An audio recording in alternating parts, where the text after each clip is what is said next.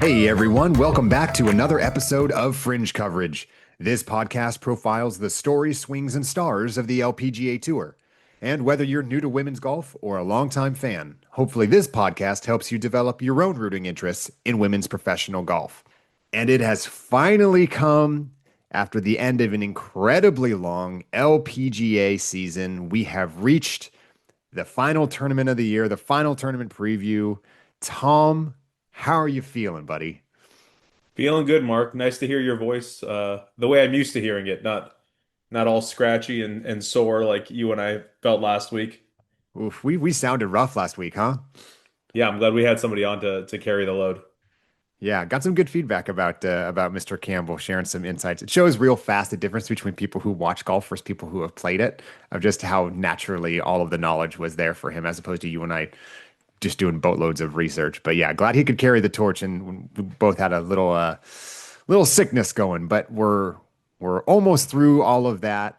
Um, Okay, so I mentioned we just came off of the ANNIKA this week. We'll talk about that. It's also the race to the CME. So this is the Tour Championship week that starts later this week. Tom, any bold predictions you want to get off your chest? Anything you want to talk about right off the bat as we wrap up the LPGA season this week? Or just any thoughts, takeaways in your first year really paying attention to women's golf? Takeaways, no. I mean, I'm excited for this tournament just because it's something that I haven't really ever experienced, like especially the ramp up into the tournament. I knew going into this season, I knew a handful of LPGA players, but now I actually have rooting interests. Looking forward to seeing how people can respond to pressure, or maybe somebody can make a comeback, or yeah, I'm amped for the tournament. I'll be curious to get your thoughts after this because look, I mean, it is a golf tournament, right? It's four round 72 hole stroke play event that doesn't have the world's best TV coverage attached to it, right? I say that maybe to temper expectations from a TV product perspective, but I am really curious. I think the LPGA has done a really good job these last few events of like making the CME race relevant and reminding people that they're not just playing for the tournament at hand, they're playing for access and kind of the top 60 and top 100 are those two big cut lines that people are paying attention to. Again, the top 60 being those that are going to make their way to the CME Tour Championship, and the top 100 are those who retain their full card and status for the LPGA for next year. So I think maybe what we'll do in a future episode, Tom, if you're up for it, is maybe kind of put you on the hot seat and kind of get your reactions to kind of a half season of paying close attention to women's golf and just your takeaways. Because obviously, I'm very, very passionate and heated about a lot of the things that I've seen in watching women's golf. Now that you've had 3 or 4 months under your belt of watching women's professional golf, I'll be curious what some of your takeaways are. So start developing those thoughts now because we're going to put you on the spot here in the off season. You know what I would be interested in hearing from, somebody who's actually part of the tour. Do the players Are the players more interested in winning majors, or is this like the big prize? Obviously, money-wise, this is it, right? But is it something where they are just saying, I'd like to be consistently competitive throughout the season so I can put myself in a place to be a part of the CME and then win this whole thing? Like on the Yeah. men's side, you had Tommy Fleetwood ended up winning the FedEx, right? And that was Yep. his first win ever. But is that more important to him than winning a major? I think you said it well. I think it's all of the above. I mean, look, golf is different than all we've talked about this, right? Like Major League Baseball works its way towards one big series and you try to win it all. And if you don't, it's not the season you wanted. Whereas you have to uniquely peak a minimum of 5 times on the LPGA Tour for the biggest events of the year, just with the 5 majors, not including the CME Tour Championship. I think the word you use that stuck out the most is the consistency word, right? I think these women are trying to sculpt their game to be competitive during the most important event swing of the season, which, as we went through that LPGA schedule, is kind of that early midsummer stretch where they have their 5 majors. And I think you said it best with this purse. Like, I think the majors are what you want on your resume. I think the Tour Championship really sets you up because it's the biggest purse of the year. Look, it's an $11 million purse and 4 million goes to the winner. That's the biggest purse on tour by a landslide, including the majors. So I think the cheap answer is they want it all. But I could see some people saying, hey, I'm going to try to play really hard through Evian and Chevron and all these five majors. And then like I'm going to try to ride it out and keep my top 60 status. Because if you played well in those majors, you're going to be in the top 60.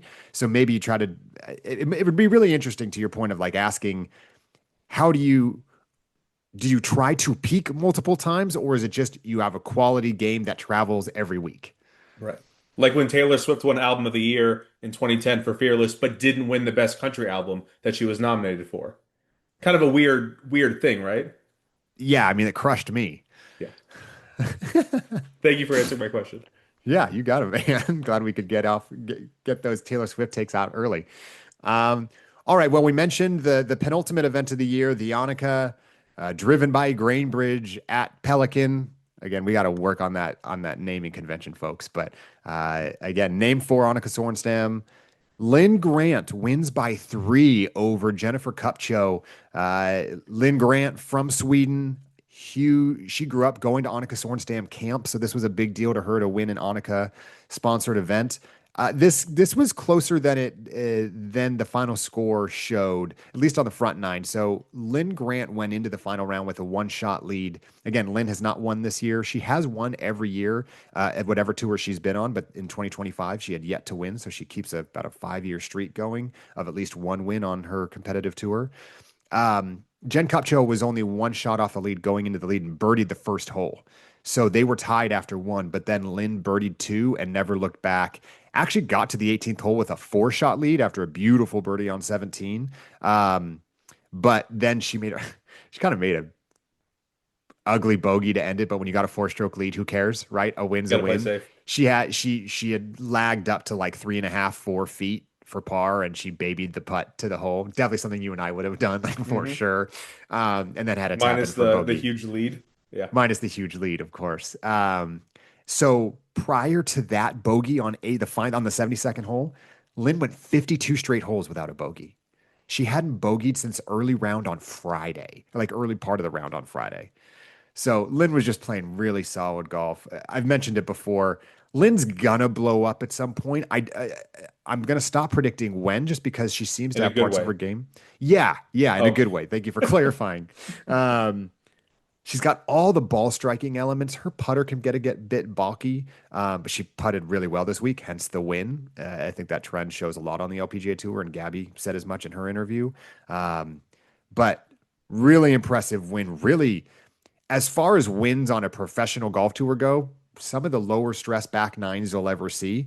She and Jen Kupcho were throwing darts on the front half, but then Linn really just separated on that back nine. So another new winner as they extend their season record number of one time winners for a season. Just a couple notes because there's a lot to get to this week. There are a lot of implications for next week's or this week's CME Tour Championship. But Nelly Korda, Nelly's played really well at the Pelican. Played so-so on Thursday, then came out and shot the low round of the day. Shot a 63, I believe, on Friday, and was all of a sudden front page of the leaderboard. And that's a very scary name to look at, or as we realized this year, maybe not so scary, right? Hmm. She then just faded and just played fine Saturday, Sunday, and once again didn't play a compelling final round, but couldn't get it going on the weekend. Charlie Hull, we'll get to picks in a second, but was had some crazy. Charlie finished what, T3, T4, something like that, but she T4. Yeah. started the week by missing. I don't know if she missed flights. It hasn't fully come out yet, but Charlie didn't get to the tournament until Tuesday. Um, she had some major travel challenges getting there and was delayed pre-tournament. Got there Tuesday, pulled out of the pro-am on Wednesday because she was so sick. So she didn't see the course, didn't do any practice, and then just teed it up on Thursday and ended up shooting a pretty beautiful 67 opening round and then went on to finish T4. Man, it's scary when you can be. She hadn't seen the course this year, didn't know how it was playing, and you can still go out in T4. That's just game will travel. Back to your question about when you try to peak, I think Charlie just is ready to play golf at all times. Hey, you did Um, the same thing with a podcast. You weren't what's feeling that? good, but you came up, you showed out.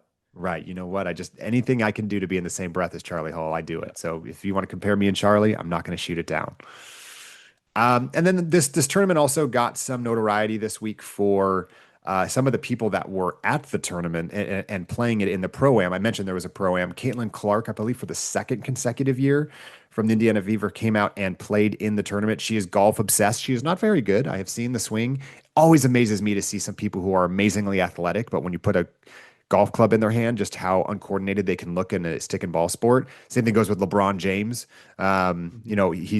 He's very famously now getting obsessed with golf. So much so that he was tweeting at Nelly Korda in the middle of the round, actually, and Nelly was very excited to hear that LeBron was tweeting at her in the middle of her round because he was watching her can all her putts on Friday when she Mhm. was going real low. Um, but this was also a tournament where Kai Trump, President Trump's granddaughter, was given a sponsor exemption to play in the tournament. And there was a lot of flame that came with this, and there's no way there wasn't going to be. But ultimately, what happened is Kai got a sponsor exemption.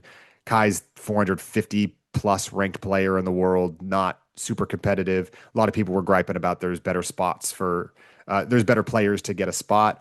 Ultimately, I think this was a play by the tournament to say, hey, we want to get some eyeballs. And Kai Trump has quite a few million followers. And for her to go out and tee it up and play a guaranteed 2 rounds, we want to see how that boosts our numbers. And Kai came out, showed her nerves on Thursday, did not play well, shot 85, maybe 85. Yeah. 85. Not a competitive round of golf. Came back and played a lot better on day two. Ultimately, did not make the cut, but some early numbers came in from the tournament, and they did see a massive spike in viewership both Thursday and Friday. Um, and it makes you wonder what those pieces are, right? Between the Caitlin Clark effect, the Kai Trump effect, the are people playing well? Because something happened. Something was different this week, right? There was nothing. No, it's not like all of a sudden people are like, "Wait, it's the week before the CME. I'm going to be an LPGA fan." So something worked, and I think you and I, above most others, can agree. Eyeballs are good right now for this sport. So it's hard not to get into a political discussion when you see the last name Trump included in anything in sports, whether it's Kai, the president, or elsewhere. But I think in terms of where I net out on all of this is the LPGA probably got some new exposure over the last 7 days, and I think that's a good thing for the LPGA. And I think Kai acquitted herself well, playing well on Friday. Curious your thoughts on Caitlin, Kai, or anything else as it relates to kind of the notables of the week. Yeah, I'm of two minds. I can't come out here and say that I'm glad Caitlin Clark played in here because she's a probably the most recognizable female athlete going these days, and then Sure. also hate on them for having Kai Trump out there. I mean, finishing dead last in the field isn't a great look, and probably, maybe she could have waited a little bit, maybe another season or so, to do this. But I get it, like you said, they're trying to bring awareness to the tour, and this helped. Um, I couldn't help but wonder if Annika could probably beat them both right now pretty easily. Oh, that's interesting. Would have liked to see her out there, maybe. Yeah. Uh, but yeah, like you Huh. said, the numbers don't lie. So even if she did finish dead last, it's probably a net positive for the tournament. So That is kind of funny. It makes you wonder, like, hey, you have to beat the tournament host if you're going to play in it. yeah, Like, if we'll give you a sponsor invite, but you got to come out on Tuesday and beat Annika. and beat the 55-year-old You're telling me some namesake people for this wouldn't tournament. watch that? I Like, would watch that. I'd watch that. That's pretty Yeah. funny. Well, so then it gets me thinking. Like we'll see Tony Romo will enter some pro-ams or Sure. Steph or something like that, and these are high end athletes, and we know that they are way into golf.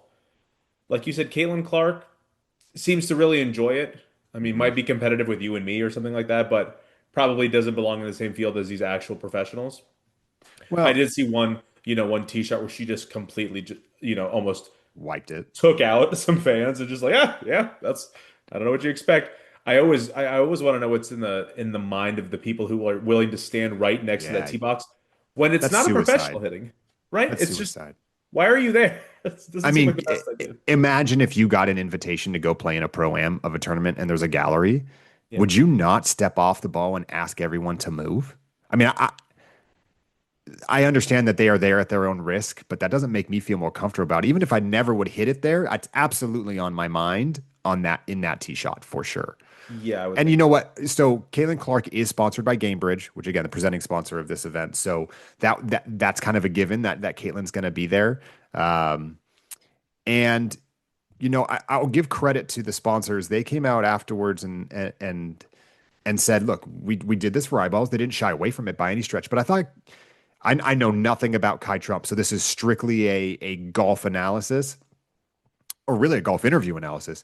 Kai came out afterwards and said, "Look, I know that I wasn't the best available player to be taken, but I've always said if I can get sponsor exemptions, I'm going to take them to see how I test against the best players in the world because there's no way I could know where I stack up. And I got a long way to go." She was very self-effacing Yeah. afterwards and just said, like, I mean, ultimately, she got her doors blown off, right? Like, you're shooting in the 80s, you don't belong there. Kai needed that to know where she stood. So I'm sure the next time she gets a sponsor invite, she's going to take it. Look, if you're a young, aspiring professional golfer, you're going to take every shot you can. Because what if Kai got lightning in a bottle this week? And all of a sudden got a top 10 and all of a sudden got an exemption to next week. Like, this is how like stories get made. So whether it's Kai Trump or anybody else, again, Kai Trump's name specifically brings more volatility to the discussion. But at the end of the day, she's a young golfer who has done nothing other than play golf and is trying to make her way and benefited from her last name to get in this tournament. And that's okay. It's the Bronny James effect. Totally. Totally. So again, as someone who I still struggle when people ask me why did you start this podcast, because a lot of times it turns into a long-winded answer, and I wish I had an elevator pitch, and I end up saying something to the effect of, I got tired of bitching into an echo chamber. And I'm like, well, I still might just be doing that just with, like, the limited number of followers we currently have. But what I care about is I wish more people watch the sport, because I think as people who play golf, women's golf is very relatable to watch them play the course the way it's designed to play every club in the bag. And if Caitlin Clark and Kai Trump are getting new sets of eyeballs, look, LeBron James started watching Nelly Korda. Now he's tweeting at her because he finds her game compelling. That's not nothing. That means that there is something very compelling about this sport, and I just wish more people would do it. So there's a long way to go, but I think these are little wins. Needle moving? I don't know, but I think they start adding up over time. Yeah. Lastly, picks. Tom, I mentioned Charlie Hull had some weather delays.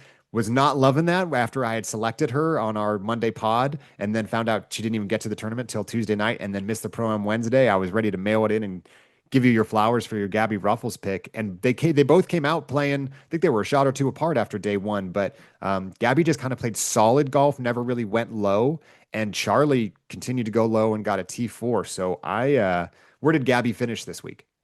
T29, 2 under. T29. She was kind of flirting top 20 the whole week and then just didn't really find the gas pedal at any point to go low. And I think that's consistent with what we learned about Gabby in our interview with her a couple weeks back is Mhm. Gabby plays really well when the course is hard. When they're going low, Gabby's not the person that's going to win the birdie fest. Gabby wants to see it, conditions get ramped up.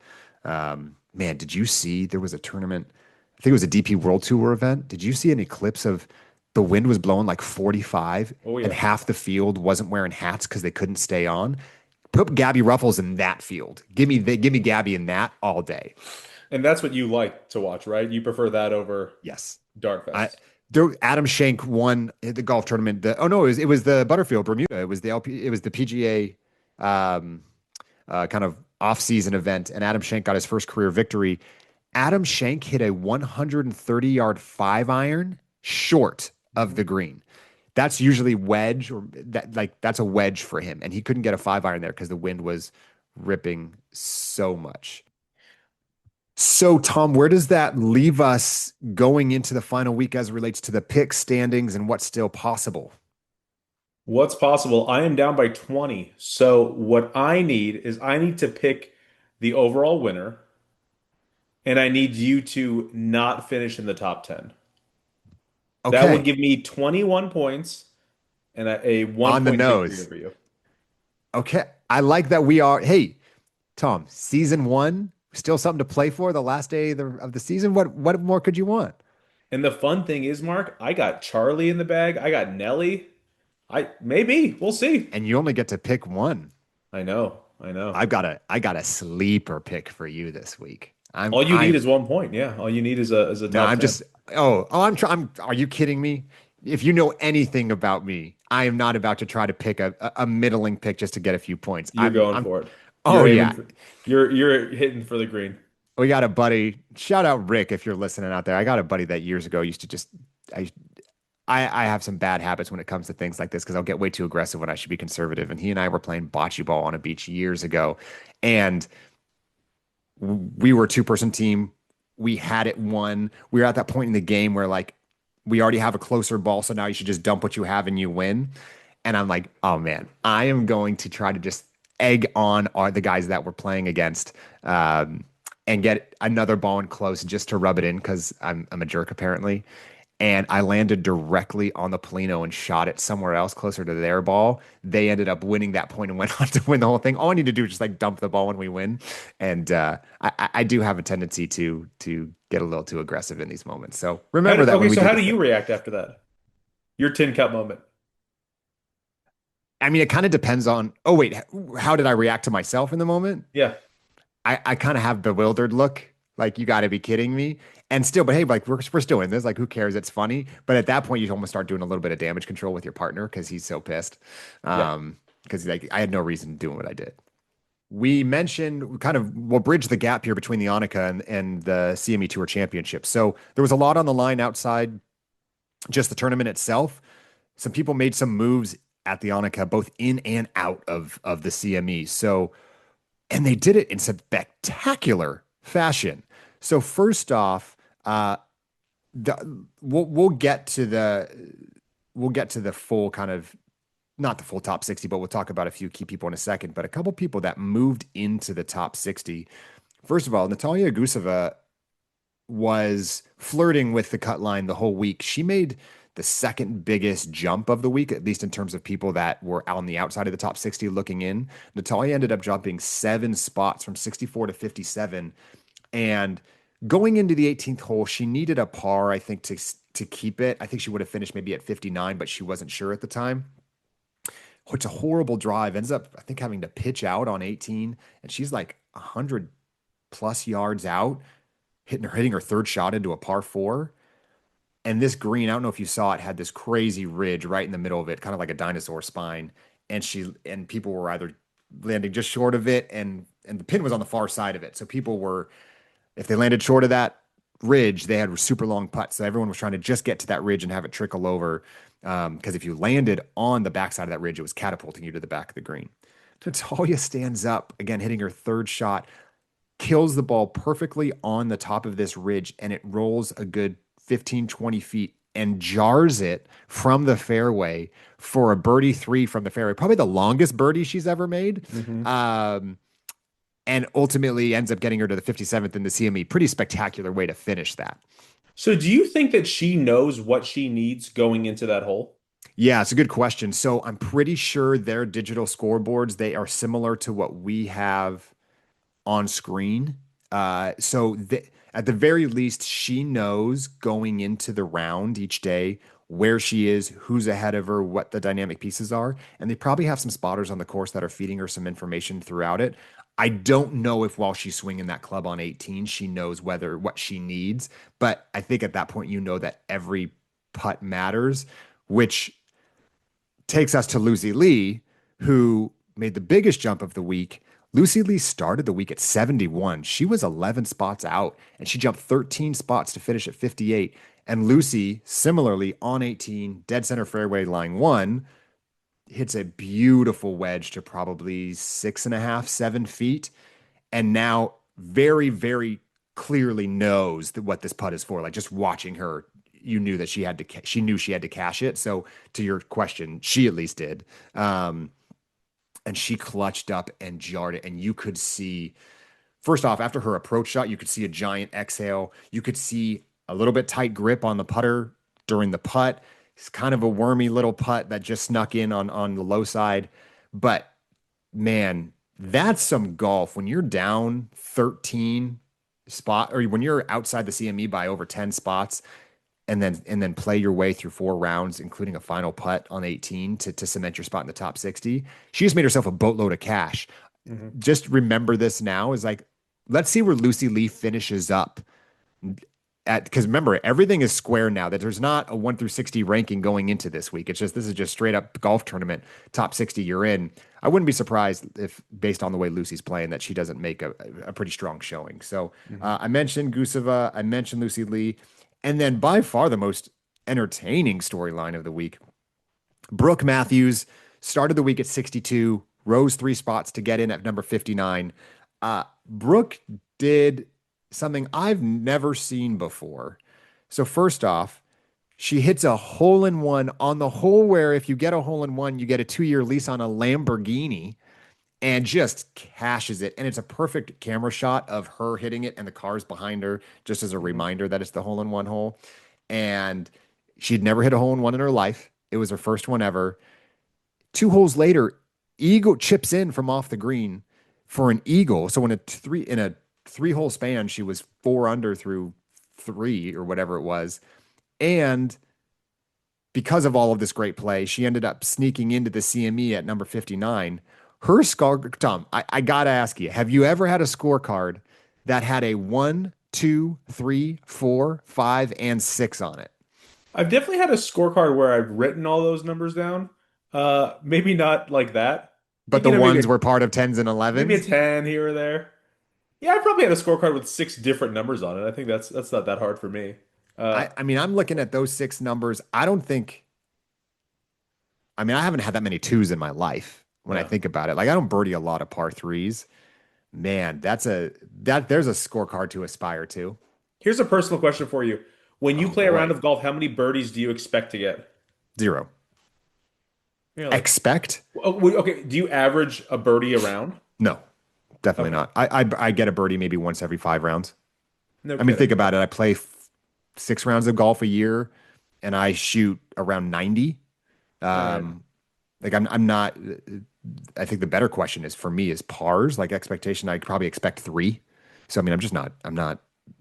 I ain't that good, son. I'm not playing golf like you. What about you? I expect at least one around. I think over the last weekend, over the 3 rounds I played, all at the same course, I probably got about five or six, I would say. And when you say you expect, is that realistic expectations, or are you saying like you have a high bar for yourself? Well, on an executive where it's mostly par threes, I expect two Okay, or that's three. different. Yeah. Yeah, but a full course, yeah, I think one or two's reasonable. Gotta give set myself some goals. Question for you, Mark. Out of the top 60, how many of these players would you say don't have a hole in one on their resume? Oh man, I'm always surprised by this. There's someone who's probably 150th in the world that has 14 career Right. hole-in-ones, and then the world number one might have zero. I mean, it's a total. It is quite lucky, right, to get a hole-in-one, and I think anyone who's had one would say that. It's easy for me to say because I don't have one. Uh, I don't know. I'd say probably 70% of them have a hole-in-one, Yeah, and I I don't think even that know where to sounds pull that from. well. That sounds. I think that's a reasonable thing because you have to imagine that these players can, hit it within like a 5 foot radius of where they're aiming. Right, So right. yeah, now like you said, it's just like a little roll here or there that really Yeah, slight gets a in that spike luck. mark in a green. There's a lot of things that go into it. I mean, I've seen So, one of the ugliest hole in ones ever. Is my childhood best friend and I were playing golf, and we're probably playing a hole that was 150 at the time, which I think we were 11, 12 years old. He's probably hitting 5 iron and just skulls the heck out of this thing, worm burner. There's no fairway on this executive course. I mean, it's just crabgrass everywhere. So every opportunity to kick every which way. And the thing just kind of was a heat-seeking missile that probably skipped 6 or 7 times on fairway grass before it reached the green.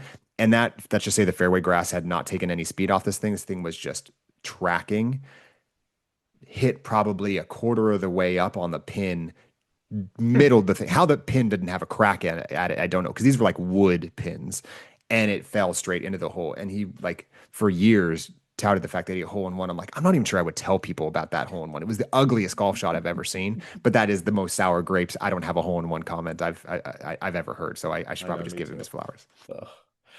So kind of going back to what Peter was talking about last week about how, there are some players who play in tournaments and, are barely breaking even. So when you have somebody, let's say, you're playing in a smaller tournament and there is a hole where you can win a car. And this person Yeah. has now won a car and probably has to pay tens of thousands of dollars in taxes on this thing. Like, I wonder if at some point you could just say, no, I'm good. Thank you so much. I appreciate it. But, you know, I don't want to take on that responsibility. It's just funny. I think this is the third time we've talked about like winning cars, hole-in-one cars on this podcast in our short life doing this. This one's different. So this was a lease.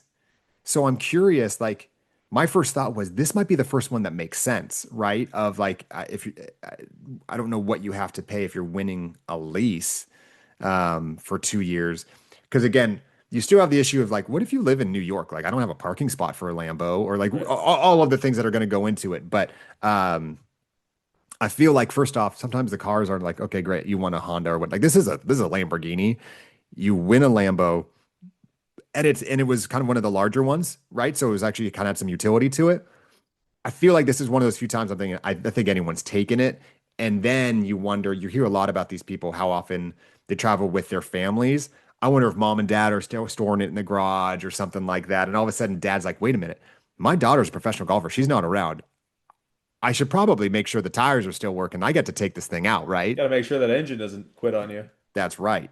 That's right. But yeah, no, it is funny to think about someone winning a car and not wanting it or not wanting to have to deal with the hassle that comes with it. Because right now, I'll tell you one thing, Brooke Matthews is trying to figure out how she's going to win the CME. Yeah. And there's some paperwork this week that she's figuring out with a 2-year lease on a Lambo and what she's going to do with it. I would hope she has an agent or a parent or someone that's probably going to step in to take that off her plate.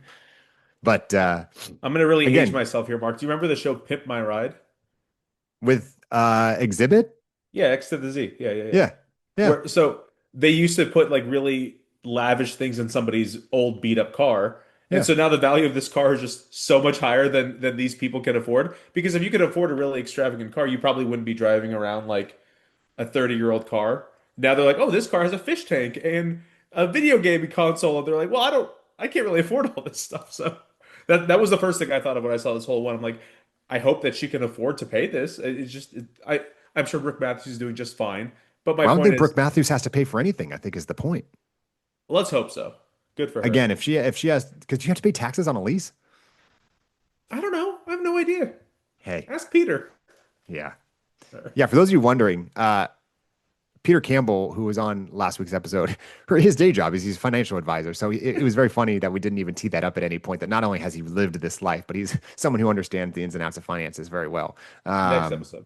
Yeah, we will bring him back. We've already had a few people requested, and even Peter has reached out and said, "Hey, that was fun. Let's do it again sometime. I've got some other ideas."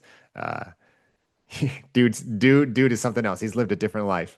There's Oh. probably some off-air stories that I can share as well that would show you the type of life he's lived. Stick to Okay. golf, Mark.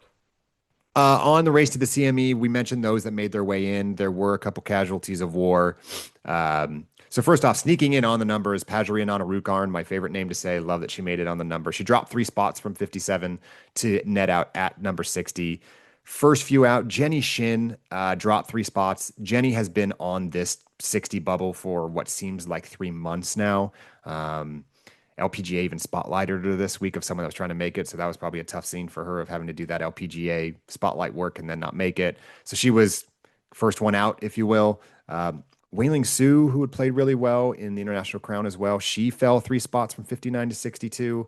And Cassie Porter was probably the toughest one. Cassie was 60th going into the week, dropped 4 spots. Cassie was, I think, maybe on the first page of the leaderboard after day one of the ANNIKA, so she really faded. So those were some of the people that fell out. A couple notables outside of those, just names that people might recognize. We talked a lot about Julio Lopez Ramirez, rookie year, finished 68th. Not a bad rookie campaign. Again, all these people on inside the top 100 keep their card. So a successful year for Julia. Pauline Roussine Bouchard, who Grant Boone thinks should be your favorite player. She rose 10 spots this week from 81 to 71. Ultimately, not enough to make the Tour Championship, but good week. We mentioned Gabby Ruffles finishes the season at 72nd. I think she's going to be disappointed with that after having made the CME last year. And then when you really go down the list, Lilia Vu, 77th, really tough year for a former major winner there. Really hoping she can return to form and her back gets better. Real big surprise at 84, Rose Zhang. Really surprised to see that. Again, people don't know a lot about Rose. Rose has battled major injuries this year that she just doesn't talk about a lot. And Rose Zhang is still in school at Stanford. Mhm. That people forget that all the time, that she is trying to balance a full scale LPGA tournament schedule with being an incredibly smart student at Stanford of all places. So really, I think everyone's kind of waiting for her to graduate and see what she does when she's actually putting all of her time and resources into being an LPGA stalwart. And then I think that probably does it. Alexa Pano, just shout out to her. She was number 100 going into the week. She rose 3 spots, 97 to retain her card. Really, really fun person to watch. So that's kind of the ins and outs of who made it, who didn't. So there's 60 people going into this week. Um, Thought we'd do a live check on the awards. There's 3 main awards. 2 of them are locked up. So first off, the ANNIKA Major Award. The ANNIKA Major Award is basically for finishes in the 5 majors. So this was kind of wrapped and has been wrapped. It's just an end of season thing they announced. Minjee Lee had the best aggregate score across her majors. Pretty hard to win the ANNIKA if you don't win one of the 5 majors, at least in a year where there's a lot of parity. So Minjee wins the ANNIKA Award for best overall performance across the 5 majors. The Louis Suggs Rookie of the Year Award was still in question up until this week.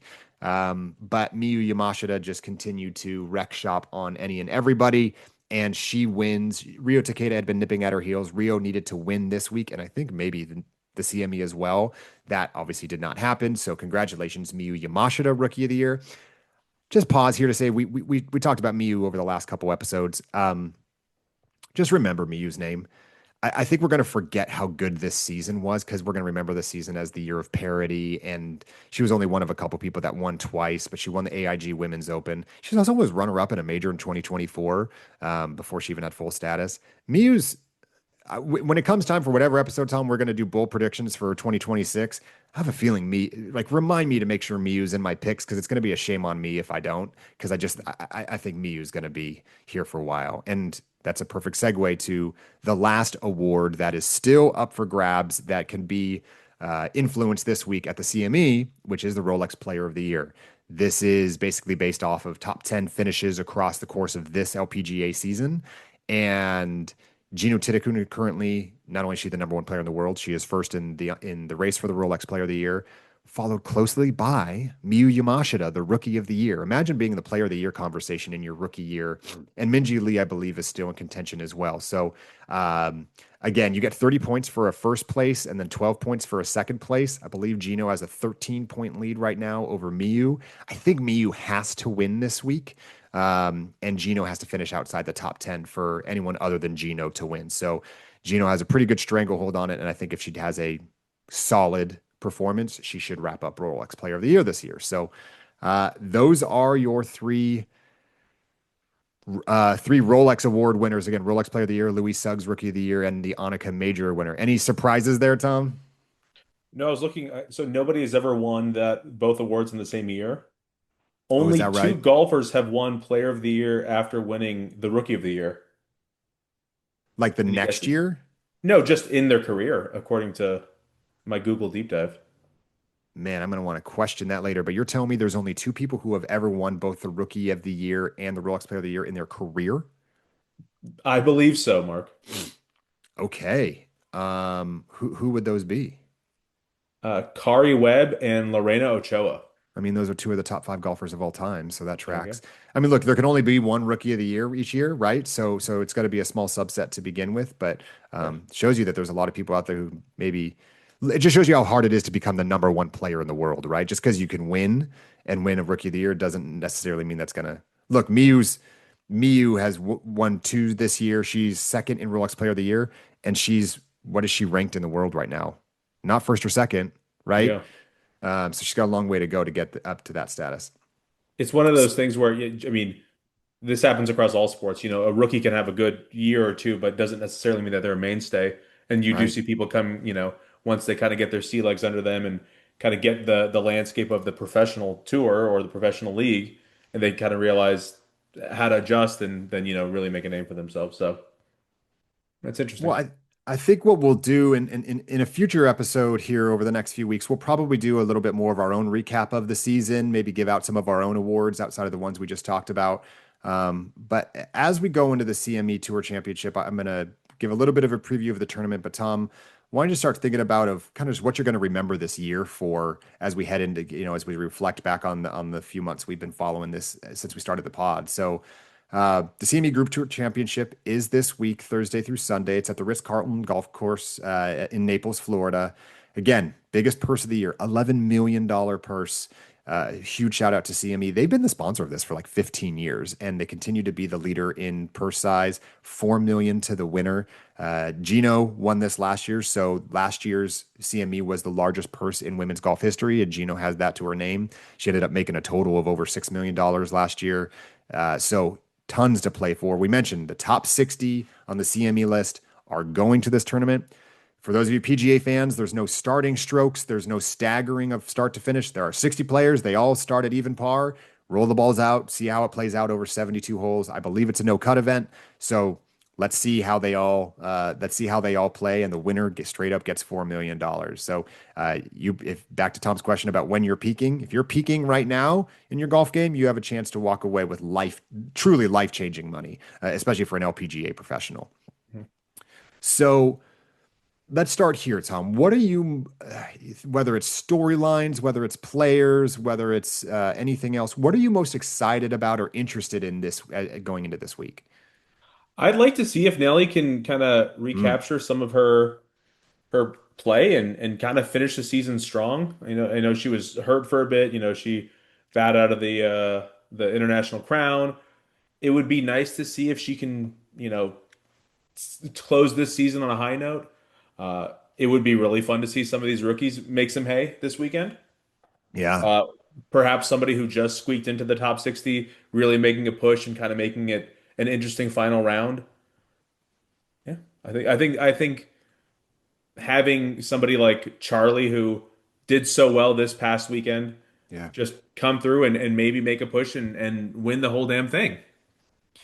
Well, I mean, look, it's well documented. I cannot just select Charlie. I picked her last week. It'd be if I had her on the table, I would definitely be looking seriously at her. I feel like this year the CME deserves to have another new champion just to be, put a exclamation point on this season of one-time winners. I don't know that we're going to get that just because so many of the top 60 have won a tournament this year, just from a statistical perspective. But as you I alluded would like to, to see the cream rise to the top here. I'd like to see one of yeah, the top five win this thing. that I'm a little worried about that, mainly because the way this tournament sets up, again, they can go really low. Um, Again, this is where I wish it was set up more like a major championship venue where it's very challenging and 6, 7, 8 under par wins it as opposed to 22 under par wins it. It doesn't necessarily separate the best ball strikers when you start going low and it becomes a putting contest. So I agree with you. I hope that the cream rises. I'm not sure that this tournament uh, lends itself to that. So stay tuned for that. Um, You're trying to get in my head before picks. I don't like it. well, it's just not, the course is a unique test in itself, right? I think when a course can be really hard and there's really punitive and penal parts of the course that if you just barely miss your spot, you're going to have to pay for it. I don't think we see a lot of that week to week on the LPGA, and I feel like this should be the week that we do. So we get to see like, man, those people really have control of their golf ball, and not only just distance control, but spin control, flight control, all of the things that go into making a perfect shot or near perfect shot. I'm with you. I would love to see Nelly resurface. Again, she won 7 times last year, man. She's got zero. I do have a question for you. I was driving over the weekend, and LeBron James had just tweeted at or about Nelly Korda, and it got me thinking. Forget you and me, forget the people we know in the women's golf space. If you just walked along the street and said to someone, "Can you name an LPGA golfer?" Would you say, first off, would most people say yes or no? No. And of the people that do, what do you think are the most like in the United States? What do you think the most likely name or names are to come out of their mouth? And are they current? Obviously, Nelly's the most popular. I mean, it probably helps that she's American. I think that would Yeah. lend itself to some American fans, or at least, knowledgeable sports fans. Uh, it helped that she was on Sports Center a lot last season. Right. Again, this year, not so much. Uh, Hell, I bet more people probably know Kai Trump than they do. I mean, that's You know, funny. Yeah, that is interesting. I Now don't as know. far as, historically great LPGA And golfers. I don't mean asking someone, do you know a historically great person? I'm just wondering if there's some people that are so out of tune with golf that they might say like the only LPGA player I know is Annika Sorenstam. Like, would they think that that's just, or like it'd be like someone saying Michael Jordan. If you said say Yeah, a basketball player, right? yeah, Not necessarily current, just someone that a name they've heard. I think you're right about Nelly has entered herself into an ecosystem that's beyond just playing golf against other women, right? Like she's been on ESPN, The Body magazine, like she does fashion stuff. She's a Nike athlete. Nike puts a lot of money behind her. Um, I was just thinking about for someone not to have won, she must be doing a lot of stuff if you don't win a tournament and yet you're still like the most popular name. And again, there's probably a lot more to it of is that great of a thing that Nelly's the best name in the world that people know if she's not winning anything? I think that speaks to a lot of the ethnocentrism and a lot of other things, related to golf. sure. I think But that, I mean, I think sports is a pretty big thing in our country. Can the average person name a hockey player, a current hockey player? I would say probably not. I think baseball, yes, that's basketball, interesting. football, those Yeah, are I'd probably say easy. like Wayne Gretzky. Yeah. Right, but can you name a current one? I bet you could Yeah. probably name maybe 10. Only I because don't of know. you though. Yeah. Yeah. I can't name a professional boxer who's current. I have no idea. I don't know anything about the UFC. These aren't things that appeal to me, but I don't know, I could name maybe one or two. I don't know. It's just, if you have to probably follow the sport Yeah. to even be able to name somebody. This isn't something that they get a major platform. They're not asking Nelly Korda to present at the Golden Globes or something like that. She hasn't Right. transcended Right. the entertainment world yet. Right. I So mean, rewind the clock 4 or 5 months, Tom. In June, if I asked you, can you name an LPGA player? How many do you think you could have named? Nelly, Charlie, yeah, I mean, probably not. that's really telling to me, I think in a positive sense, right? Like I'm going to avoid the rant for those of you that are worried I'm about to just tee off. Don't worry, I'm not going to. But I do think it speaks to that while there is not, it is LPGA is not front and center in most people's minds, including people who want to watch the LPGA. Um, But when you take the time to watch it, it is a very easy sport to get to know. It's very relatable. The athletes make themselves very available. Um, I think that there's actually maybe I'm using rose tinted glasses here, but I actually think there's some positive. If I use you as a test subject here, someone who wasn't following the sport that's now paying a lot of attention to it, um, even for a sport that isn't that easy to access at times, right? We've talked about viewership windows and all that other stuff. Again, I'm not going to rant. It just you made a really astute observation there of the Nellies of the world haven't transcended beyond the LPGA. And look, this podcast only has so many listeners right now because there's only so many people seeking out the LPGA and this content. This content could be the best on the planet. It doesn't matter right We could now be a because top five LPGA podcast. I don't even know. right. And candidly, we probably are just because of lack of competition. And that's where we're going to need support beyond just the best golfers in the world playing really good golf for the LPGA to take off. This is where, when I mentioned, this is why I want Luke Donald and Keegan Bradley on the first tee at the Solheim Cup. This is why I love LeBron James tweeting about Nelly Korda, right? There needs to be a larger halo effect about what's going on in the LPGA because we can't expect Gino Titakun, Nelly Korda, and Kai Trump and any other name you want to throw in here. They're just going to be in an echo chamber talking about their own sport. They obviously love their sport, they're playing it, but there's going to need to be people on the outside that are helping boost it. So I just find that interesting. I So do like seeing somebody like LeBron, that's he's got a huge platform, probably one yeah, of the most followed people in the world. Nothing but good for him to tweet out that the LPGA's number one golfer. And it takes so very little effort for him. So he likes it and he goes, "Hey, why not? Let me reach out to her." And you know, I I think that's a really good thing. I don't know that this is a take. I'm hesitant to try to get this into words, Tom. Nelly's reaction, we're talking about a very specific instance here. I think Nelly's reaction to LeBron James mentioning her matters. And I'm not sure I like the way Nelly handled it. I'm not sure I would have handled it any differently than Nelly, but using the lens of we want people to care about this. Nellie's reaction is like, wait, what? LeBron James is tweeting at me? And there's almost this like crazy sense of humility, which on the one hand is exactly why I like the LPGA. It's relatable. They're not too big for anything. They make themselves available for interviews. They're very, very open. Use Gabby Ruffles as taking a swing with us a couple weeks back and saying, sure, anyone who wants to talk about the LPGA, I'm happy to talk to. But there's part of me that instead of Nelly saying, "Oh my gosh, I'm so nervous. That's amazing that LeBron mentioned me." Again, very very admirable approach to it. Part of me wants her to return serve, and I'm not exactly sure what it is I'm looking for, but either act like you've been there or come back at him and turn it into something and be like, "Hey, I'll give," like tweet back, be like, "Hey, I'll give you some tips anytime. Come out to," like, start inviting him and making it more than just a one-way transaction that LeBron is commenting on and bringing him in. And again, that's so much to ask of the Nellies of the world, and I'm wholly aware of that as I say it.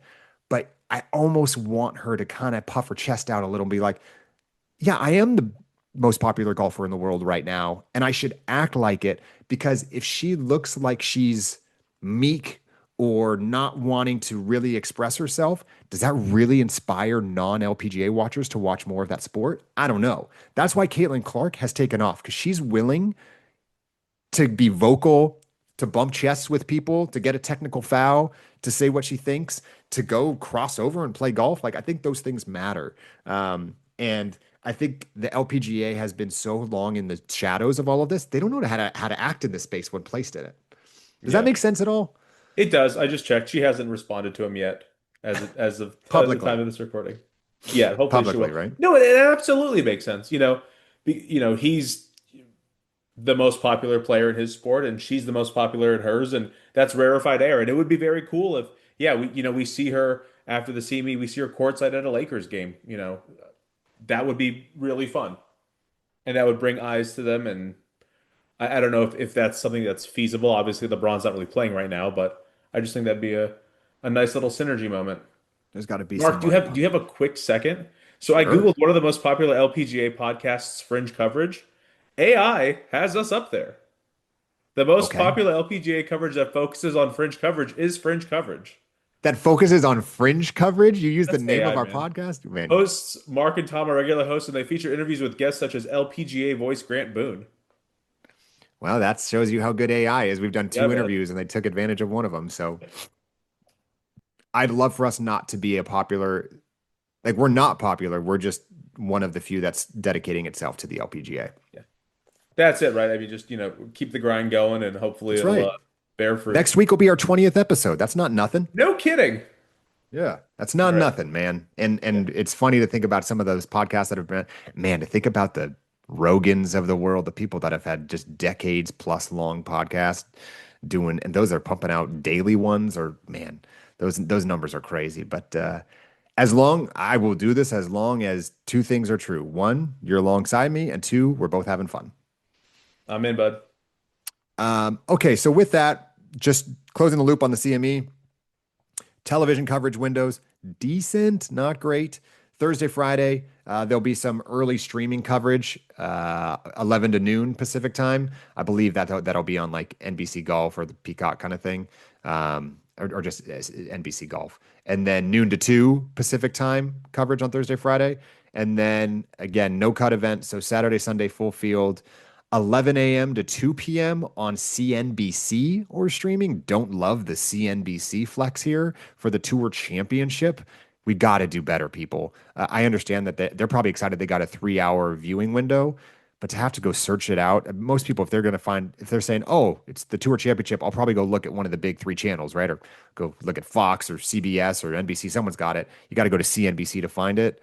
Don't love that. And then Sunday, another 3 hour window, 10 a.m. to 1 p.m. on NBC or Peacock. So at least we're getting featured coverage. I hope NBC doesn't mail it in. I hope that they realize that they have the final round of the final event of the biggest purse event of the year and they treat it as such. So that's how to watch. And then, Tom, this is the moment. Maybe I think it's a moment I've been waiting for about 5 weeks now. I've been very curious how we were going to structure our picks leading in, knowing that we have one final one. No different weighting this week. Again, there's 60 players in the field. Who are you picking to win the CME Group Tour Championship? I'm going Charlie. I've saved Yeah, it for this moment. buddy. I saved her. I saved Nelly. I'm going Charlie just because of how she played last week. And as you said, you need to nail this pick and win it and have me finish outside the top, my pick finish outside the top 10, and you would win exactly by 1 point, correct? Correct. It would be poetic that Charlie's the one that does me in after Hmm. literally episode 1. I talked about her And being then the she's influence of officially this my podcast. golfer, not yours. She'll definitely be your picker, your pick. I don't think I'm going to seed her that quickly, but that is a great pick, especially if she actually, now that she's already in Florida, she's not going to have travel delays getting to CME. You were supposed to pick first. You finally won. Oh, that's right. Well, don't worry, you haven't changed. I couldn't pick Charlie anyways. Right. Um, I told you I'm going to throw you a little curveball this week. This person is outside the top 20 in the world. She has uh, played incredible golf this year. She has a team event win to her name. And I think in asking the question, what are you going to remember most about 2025? Without question, this person's victory will be at the top of my list. And it is Grace Kim. Grace Kim winning the Evian is still, man, that couldn't have happened at a better time for this pod because it was so inspiring to watch. And it was the coolest ending of really any sporting event I've seen in a while. And I've seen some great sporting events. Um, but Grace came out of the gates playing really well at the ANNIKA these first few days, faded a little bit on Sunday, but still got a top 10. Grace is currently ranked 29th in the world. And I think she got a lot of confidence playing at the International Crown. I think she could be another person like Miyu that I put some heavy weight on next year as someone I think that's going to make a big jump.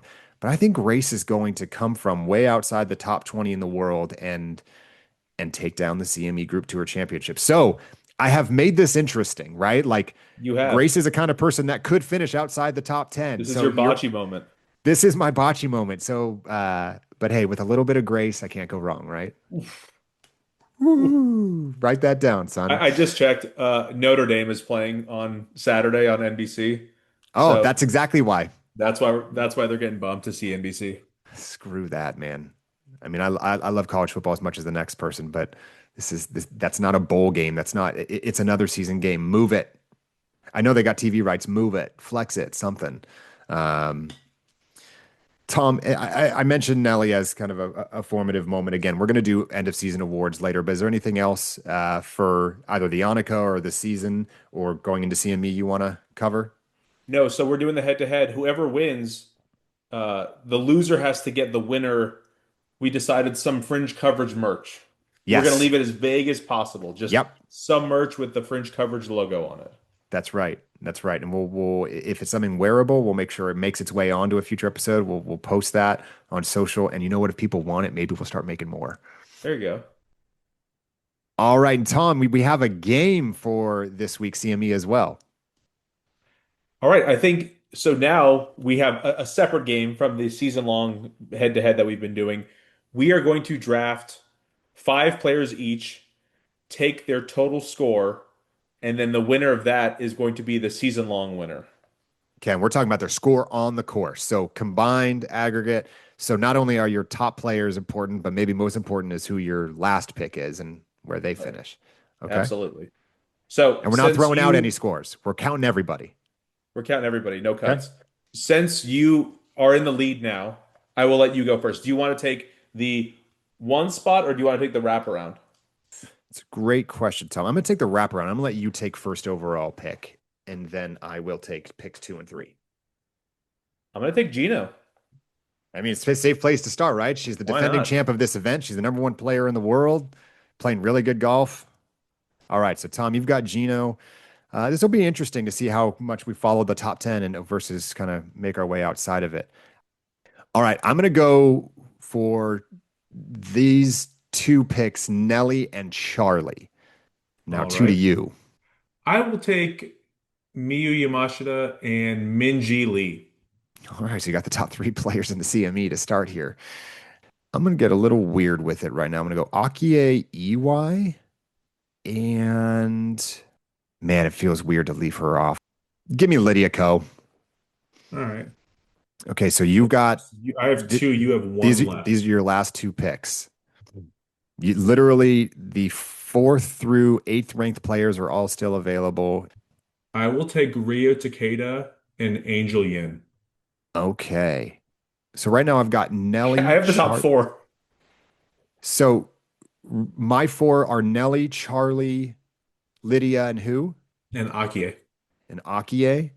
Okay, so this last pick, I can't get too dangerous here because again, this fifth pick might end up being the most important. But man, do I want to get weird with it right now. There's a name that's just screaming off the page. She's ranked 42nd in the CME, and that's Lottie Wode. Man, is Ooh, that is tempting. Again, Lottie's only at 42 because she didn't play the full season. You know what? Screw it, man. We're gonna go with Lottie. Give me Lottie. I like it. This is a unique team. I didn't, man, going into this set of picks, I'm not sure I would have guessed I had anything other than Nelly or Charlie. Those other three kind of came to me in the moment. This might be one of those things we go back later and say, what was I on when I made these picks? This will Okay, be so fun to read see next season when we do this to see how different our teams are going to be. okay, head to head, Tom. Read them off. Read your five. I got Gino, Miyu Yamashita, Minji Lee, Rio Takeda, and Angel Yin. Okay, and mine. You have Nelly, Charlie, Akie, Lydia, and Lottie. Woo! Wow. Those are some dynamic teams. And we'll have to Uh figure out the prize for this one too. yeah, we'll text about this and figure something out. Is there any honorable mention names that you were flirting with picking? I wanted Chisato EY just so I could Oh, get the that's better fun. sister. That would have been fun. I almost went with Hyoju Kim. She's so fun, dude. Like she's such. I mentioned she's such like a affable, fun personality on the course. But I was like, hey, that's probably not the right reason to pick someone for this game. I like your Angel pick. I think Angel's a big game hunter, and I think Angel, if I remember correctly, has been very close to winning this in the past. All right. Well, Tom, I got nothing else. What about you? Now we're suggestions for players or topics to discuss. Send an email to fringecoverage@gmail.com. Follow us on Instagram at Fringe Coverage Pod. Follow us on X at Fringe Coverage X. And whether you're approaching from the fairway or the rough, we got you covered inside the fringe. Bye, guys. Happy CME week.